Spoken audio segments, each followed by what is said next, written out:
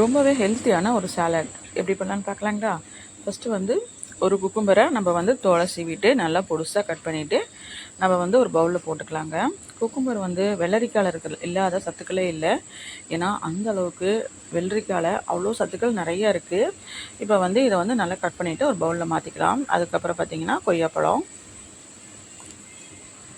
இதையும் நல்லா பொடுசாக கட் பண்ணிவிட்டு அதையும் நம்ம வந்து ஒரு பவுலில் மாற்றிக்கலாங்க.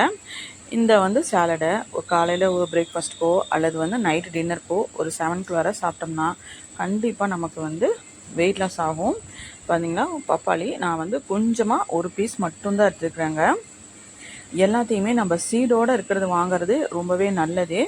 விதை இல்லாமல் எந்த ஃப்ரூட்டாக இருந்தாலும் சரி, வெஜிடபிள்ஸாக இருந்தாலும் சரி, எதுவுமே விதை இல்லாத வாங்க வேண்டாம்.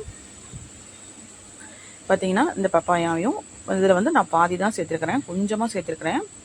அதுக்கப்புறம் வேக வச்ச ஸ்வீட் கார்ன் அதையும் நம்ம வந்து கொஞ்சமாக சேர்த்துக்கலாம். கொஞ்சமாக பெப்பர் போட்டுக்கலாங்க. கொஞ்சமாக சால்ட்டு, ஒரு பிஞ்ச் மட்டும் உப்பு போட்டுக்கலாம். சாட் மசாலா இருந்தாலும் போட்டாலும் ரொம்பவே நல்லாயிருக்கும். இது அவ்வளோதான். நல்லா மிக்ஸ் பண்ணிவிட்டு இந்த ஒரு பவுலில் வந்து சாப்பிட்டோம்னாலே போதும். நமக்கு நல்லா வயிறு வந்து நல்லா ஃபுல்ஃபில்லாக இருக்கும். ரொம்பவே சூப்பராக இருக்கும். உடம்புக்குமே ரொம்பவே நல்லது. மறக்காமல் நீங்கள் ட்ரை பண்ணி பார்த்துட்டு எப்படி இருக்குன்னு சொல்லுங்கள். தேங்க்ஸ் ஃபார் வாட்சிங்.